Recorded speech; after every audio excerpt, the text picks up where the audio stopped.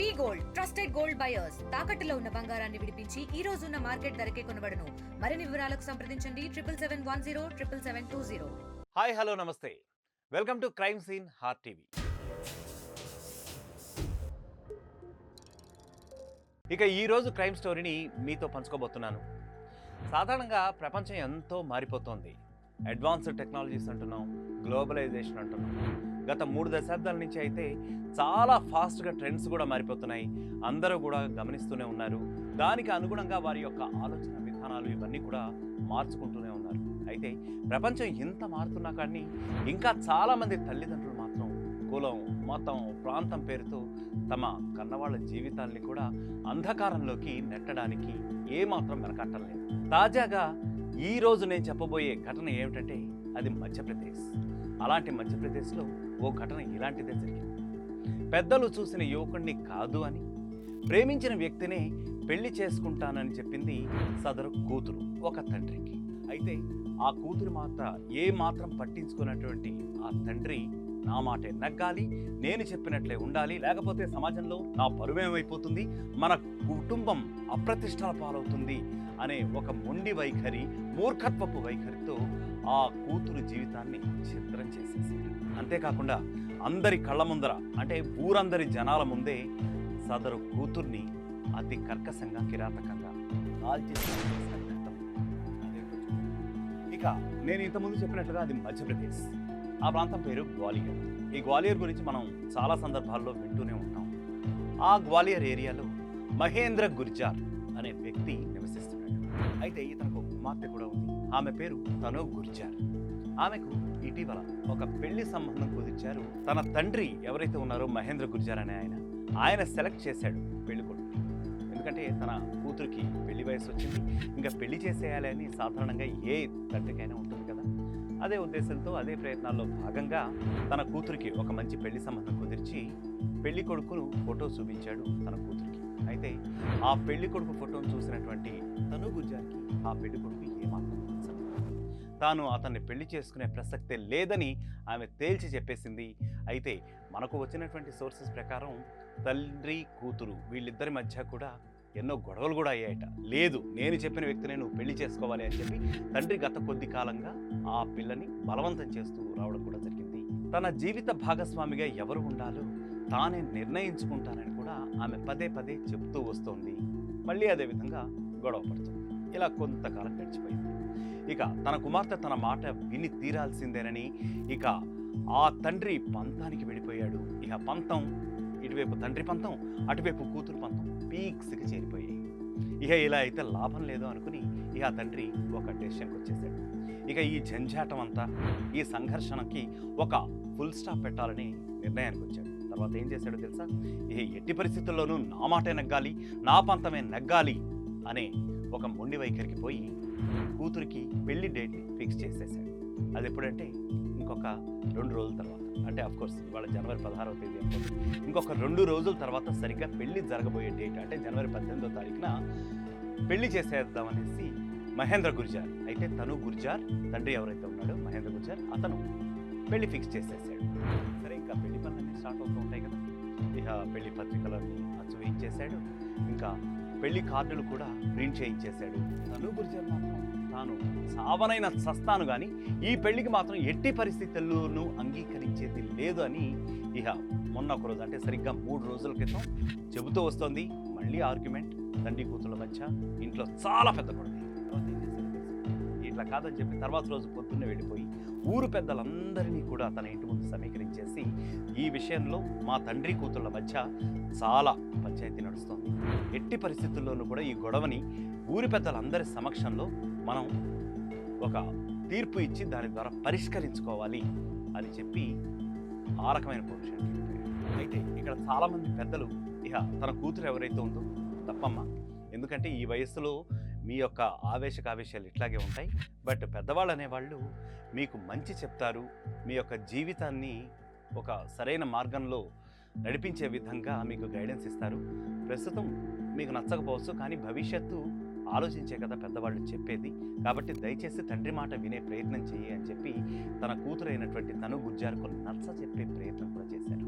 కానీ ఆమె మాత్రం తన జీవితంలోకి ఎవరైనా వస్తే అది తన ఛాయిస్ ప్రకారమే రావాలని చెప్పి తన తండ్రి నిర్ణయించిన వ్యక్తితో తాను ఏమాత్రం తన జీవితాన్ని పంచుకోలేని చెప్పి అందరికీ కూడా ఘంటాపదంగా స్పష్టం చేసింది, తేల్చి చెప్పింది.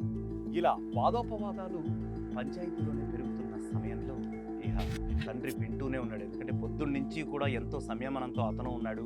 ఈ అమ్మాయి కూడా ఎంతో ఓర్పుతో పెద్దవాళ్ళు చెప్పిందంతా కూడా వింటూ ఉంది. కానీ ఆమె నిర్ణయం మాత్రం ఎట్టి పరిస్థితుల్లో కూడా మారలేదు. ఇక ప్రతి ఒక్కళ్ళు కూడా ఈ విషయంలో విసుగొచ్చినటువంటి సందర్భం వచ్చేస్తుంది. సరిగ్గా అదే సమయంలో ఏం జరిగిందో తెలుసా? హఠాత్తుగా ఫెడేల్మని ఒక బుల్లెట్ శబ్దం వచ్చింది. దీంతో అందరూ ఒక్కసారిగా ఆశ్చర్యపోయారు. అసలు ఏం జరిగిందో చూసేసరికి ఇంకేముంది, మహేంద్ర గుర్జార్ చేతిలో ఒక తుపాకీ అప్పుడే తెచ్చుకున్నట్టున్నాడు. అతని జేబులోని ఒక తుపాకీ దాగి ఉన్నట్టుంది. ఆ తుపాకీ తీసుకుని గట్టిగా పెంచాడు. తన కన్న కూతుర్నే అతి దారుణంగా ఊరందరి సమక్షంలో, పెద్దల ముందరే, ఊరి జనం ముందరే అతి దారుణంగా అదే పనిగా 2-3 సార్లు పెంచేసి ఒక్కసారి ఆశ్చర్యపడ్డ ఊరి జనం తను గుర్జార్ బుల్లెట్ గాయంతో రక్తపు అడుగులో పడిపోయి ఉండటం కనిపించేసరికి వారందరూ కూడా ఒకంత భయానికి గురయ్యారు, ఆందోళనకు గురయ్యారు. మహేంద్ర గుర్జార్తో పాటు అతని అన్న కొడుకు కూడా తుపాకీతో తను గుర్జార్పై కాల్పులు జరిగినట్లుగా కూడా మనకి ఇక్కడ సమాచారం ఉంది. అంటే కేవలం అతనే కాదు, అంటే ఈ విషయాన్ని మొత్తం మహేంద్ర గుర్జార్ యొక్క అన్న కొడుకు ఎవరైతే ఉన్నారో, అంటే ఈ అమ్మాయికి అన్న వరుస, అతను కూడా ఇతనికే వత్తాసు పలుకుతూ, అంటే ఎవరు, మహేంద్ర గుర్జార్కే వత్తాసు పలుకుతూ అతను కూడా తనకి వరసకి చెల్లెలైనటువంటి తను గుర్జార్ని చంపాలని ముందే ప్లాన్ చేసుకుని వచ్చినట్లుగా కూడా పోలీసులు తమ చేస్తున్నటువంటి ఇన్వెస్టిగేషన్లో ఇప్పుడు తెలుపుతున్నారు. వీళ్ళిద్దరూ కూడా తను గుర్జార్పై కాల్పులు జరిపారు. శరీరంలోకి 4-5 బుల్లెట్లు దిగడంతో ఇంకేముంటుంది, యువతి అక్కడికక్కడే రక్తపు అడుగులో పడి గిలగిలా కొట్టుకుంటే సరిపోయింది ఊరందరికీ.